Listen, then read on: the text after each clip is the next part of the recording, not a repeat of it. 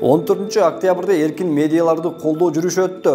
Жүрүшкө чыккандар алгач темир жол вокзалында чогулуп, андан соң Ала Тоо аянтын көздөй басышты. Негизи, кандайдыр бир окуя болгондо бейөкмөт уюмдар үчүн темир жол вокзалынан Ала Тоо аянтын көздөй жүрүш жасоо салттуу болуп калды десек болот. Сейчас вот так пойдешь.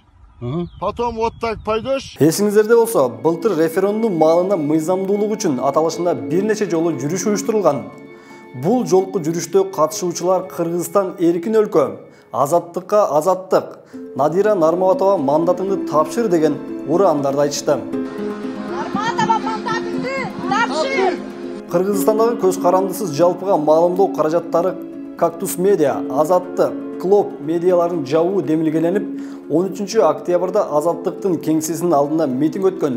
Митингке чыккандар Азаттык радиосунун кеңсесин өрттөп кетерин айтышкан. Ошол анан бул жерге келип туруп, мына жерге бензин чачып ошондой экстремисттик кадамдарга барат. Буга чейин Жогорку кеңештин депутаты Надира Нарматова көз каранды эмес 3 медианы жабуу боюнча кол топтоп жатканы айтылган. Бирок Надира Нарматова мындай маалыматты четке кагууда. Каяктан көрүп турдуңуз? Билбейм, ошентип айтажасыз да. Жалган. Сиз жалган көрсөтмө бергендиги үчүн жооп берет да Татарстан. Жөө жүрүштө жарандык активист Өндүрүш Токтонасыров сөз эркиндиги чектелбеш керек экенин оозуна салып алган кулпу менен түшүндүрүүгө аракет кылып жатканын айтты. Бул кулпу мындай ойду берейин деген да. Мен кайсы бир өзүмдөн эркин айткан оюм үчүн түрмөдө абакта отуруп калууга тийиш эмесмин. Мен конституция укугумду да. Өндүрүш Токтонасыров өзүнүн пикирин өзгөчө кыймыл аракети менен билдирип келгени менен белгилүү. Ал 28 февралда Орусиянын Кыргызстандагы элчилигинин имаратынын алдында Украинаны колдогон митинг учурунда коомдун көңүлүн бурган.